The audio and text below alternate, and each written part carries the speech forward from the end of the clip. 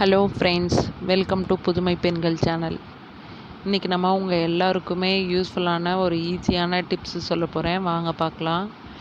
நம்ம வீட்டில் ரெகுலராக யூஸ் பண்ணுற இந்த தாளிப்பு கரண்டி, அதாவது தட்கா பேனுன்னு சொல்லுவாங்க. இது உடஞ்சிடுச்சுன்னா நம்ம அதை தூக்கி போட்டுட்டு திருப்பி புதுசு வாங்குவோம். அதை நம்ம தூக்கி போடாமல் எப்படி ரீயூஸ் பண்ணலான்றதை பார்க்கலாம். நம்ம ஹார்ட்வேர் கடையில் போனீங்கன்னா உங்களுக்கு ஸ்க்ரூ போல்டோடு கிடைக்கும். சின்ன சின்ன ஸ்க்ரூ அந்த மாதிரி நீங்கள் கொஞ்சம் வாங்கி வச்சுக்கிட்டிங்கன்னா இந்த மாதிரி ஐட்டம்ஸ்லாம் உங்களுக்கு யூஸ் ஆகும். இப்போ இது பார்த்திங்கன்னா அவங்க அந்த ஸ்க்ரூ மாதிரி பின்னாடி நமக்கு போல்டெல்லாம் வராது.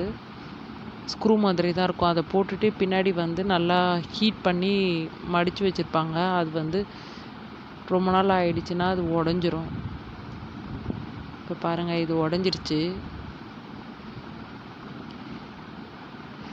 இதை நான் இங்கே பாருங்கள், ஹார்ட்வேர் கடையில் நான் சின்ன ஸ்க்ரூ போல்டோடு இருக்கிறத வாங்கியிருக்கேன்.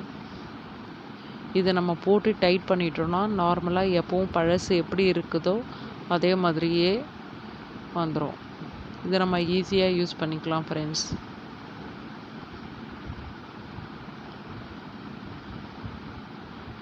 பாருங்கள், நம்ம நல்லா டைட் பண்ணிட்டோம்னா அது ஆடவே ஆடாது.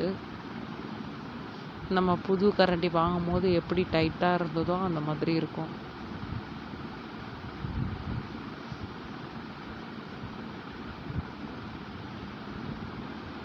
பாருங்கள், நல்லா போட்டுட்டு ஸ்க்ரூ டிரைவரை வச்சு நல்லா டைட் பண்ணிவிடுங்க, ஆடாத மாதிரி.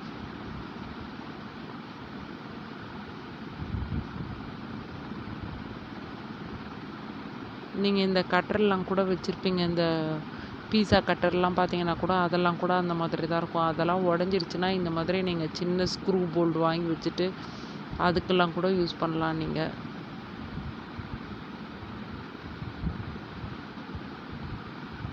இப்போ நல்லா டைட் பண்ணியாச்சு.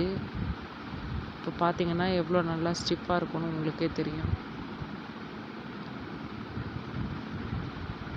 ஓகே ஃப்ரெண்ட்ஸ், இந்த மாதிரி உங்களுக்கு இப்போ இந்த வீடியோ உங்களுக்கு பிடிச்சிருந்தா உங்கள் ஃப்ரெண்ட்ஸ்க்கு ஷேர் பண்ணுங்கள், லைக் பண்ணுங்கள், கமெண்ட் பண்ணுங்கள், மறக்காமல் சப்ஸ்கிரைப் பண்ணுங்கள்.